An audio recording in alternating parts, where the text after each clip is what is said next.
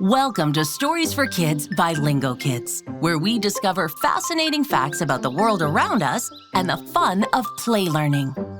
February is Black History Month in the United States. This year, we met some amazing Black Americans doing inspiring work in our Growing Up podcast, and we would like all of you to meet them as well.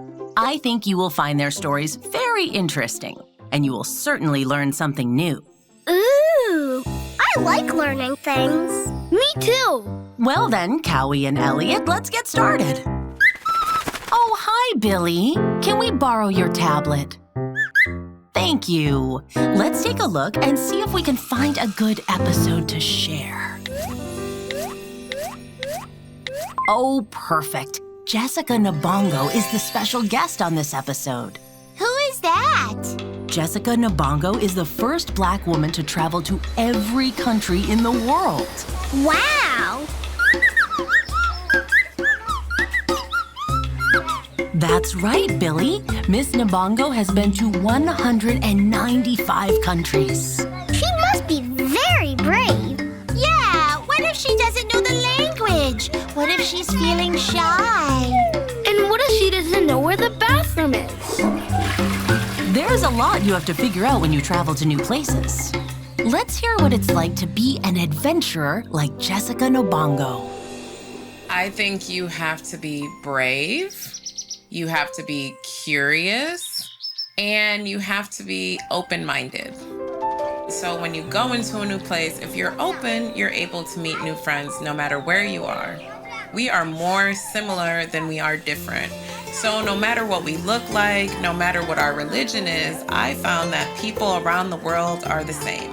When I say we're more similar than we are different, it means that I can meet a friend anywhere. And so someone who is a stranger at first can become a friend very quickly, because even though I was born in the US and I'm from Uganda, I can meet someone in Jamaica or Myanmar or Italy, and we can become fast friends because we have similar interests.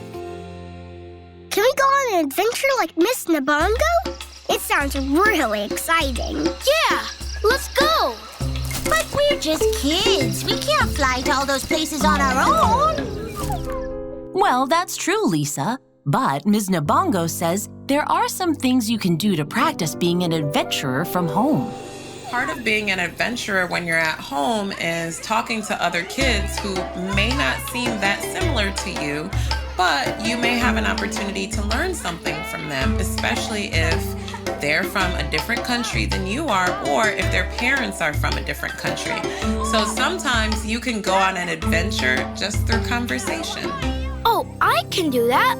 I can totally do that. Me too. Me too. Yeah! The next person I'd like you to meet is Byron Scott. He has a different kind of job. What is it? Well, here's a clue. Listen. What is making that sound? I'm not sure. Lingokids listeners, can you guess what is making this sound? No, Billy, it's not a hammer. Keep guessing. Oh, I know. It's a basketball. Is he a basketball player? That's right, Lisa. Byron Scott is a professional basketball player and coach. Here he is. My name is Byron Scott. I live in Los Angeles. I am a professional basketball player and coach. I used to play for the Los Angeles Lakers for a number of years. I won 3 championships and really had a good time doing it. Hey, I play basketball too. Billy is wondering how Byron Scott got so good at basketball. Let's find out. Well, you know what? How I became a professional basketball player is I knew at 12 years old that's what I wanted to do.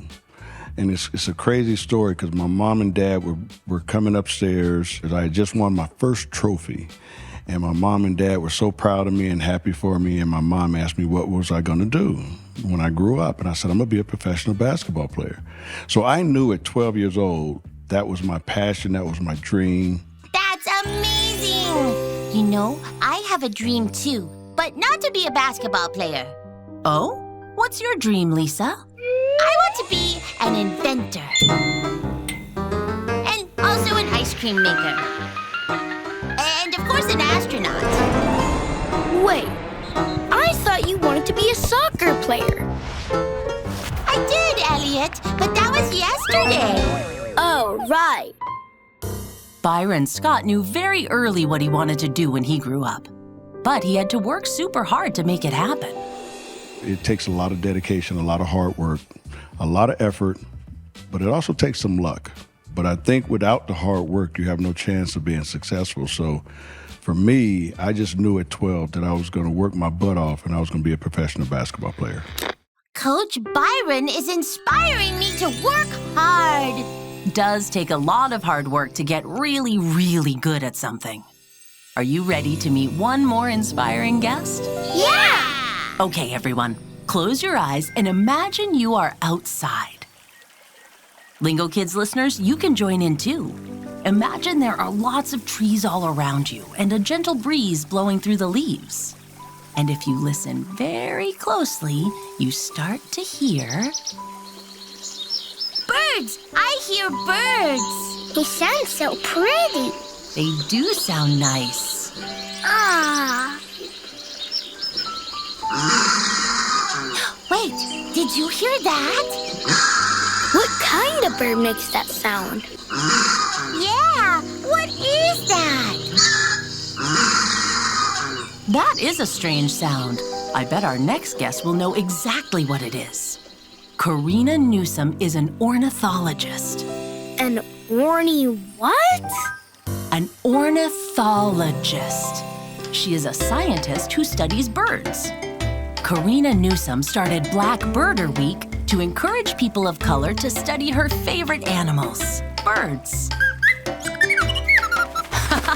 I am sure she would love to study you, Billy.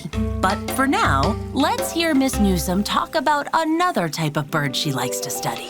Vultures are usually birds that people look at and are like, oh, gross. Like they have bald heads and they're kind of patchy looking. Vultures are incredible.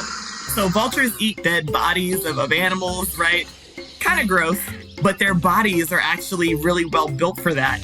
If you've ever had a tummy ache and you've had to throw up, you know that burns, right? There's that stomach acid burns our throats, our own stomach acid.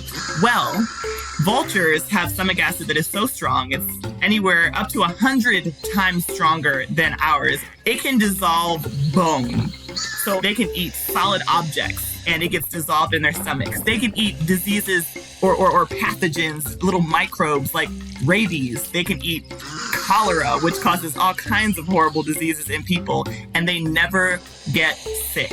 If we didn't have vultures, we would be in a bad way. We would have disease in our water, in our soil, but they're making sure that our ecosystems are healthy. So the next time you see a vulture, don't even have to think that they're pretty, but just thank the vulture.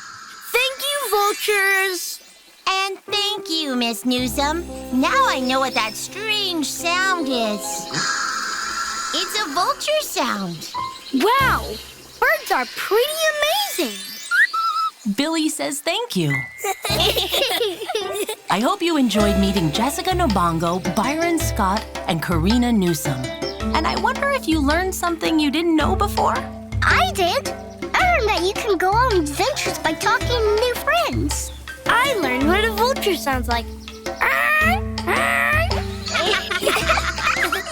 I learned that you have to work super hard for a long time to become a professional basketball player.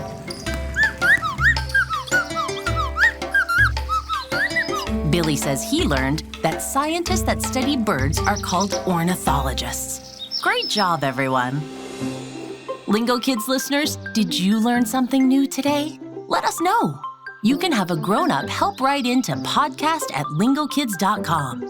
Today, we listened to short versions of interviews from Jessica Nabongo, Byron Scott, and Karina Newsom. But you can hear their full stories on the Lingokids Growing Up podcast. These are just a few of the many inspiring Black Americans that we can learn from during Black History Month and all year long. See you next time.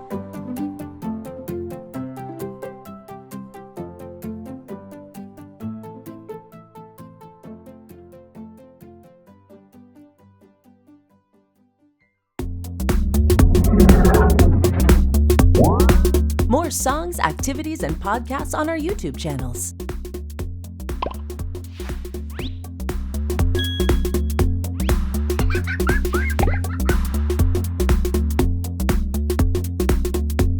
That was fun!